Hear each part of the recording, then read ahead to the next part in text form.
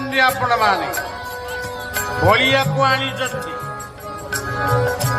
ଆଜି ଅନ୍ନଦାନ, ନାମ ଯଜ୍ଞ, ଅନ୍ନ ଯଜ୍ଞ, ଘୃତ ଯଜ୍ଞ, ବ୍ରାହ୍ମଣର ବେଦ ଧ୍ୱନି, ଆଜି ଏତେ କଥା ହଉଛି। ଭଗବାନ ଆସିବେ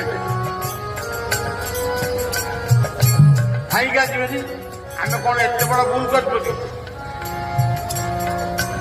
ତମେ ଯଦି ଅଜାମିଳକୁ ଧାର କରିଛ, ଆମେ କଣ ଅଜାମିଳ ଧର ଆହୁରି ବଡ ପାଟି?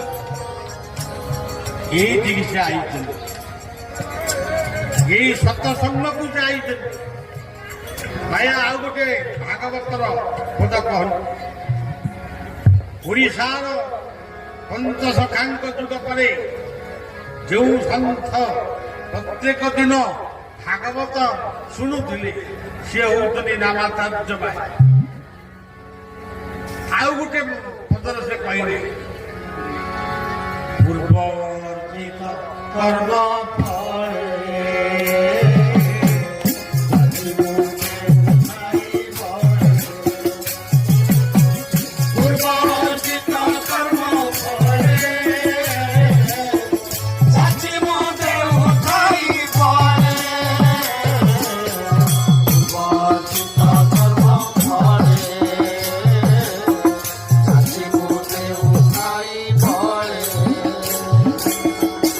ଆପଣମାନେ ଯୋଉ ଏଇ ମହାନ କାର୍ଯ୍ୟଟିକି କରିଛନ୍ତି, ଆପଣମାନଙ୍କର ସ୍ୱୀକୃତ ସଂସ୍କାର, ପିତାମାତାଙ୍କର ଆଶୀର୍ବାଦ, ଗୁରୁ କୃପା ନଥିଲେ ଏଭଳି କାର୍ଯ୍ୟକୁ ଆପଣ କେବେ ହେଲେ ସାହାଯ୍ୟ କରିନଥାନ୍ତି।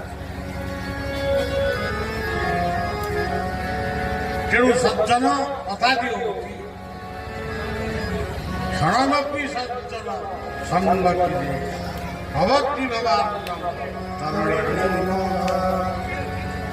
ଇଏ ହଉଛି ଖଦାଳ ସାହି।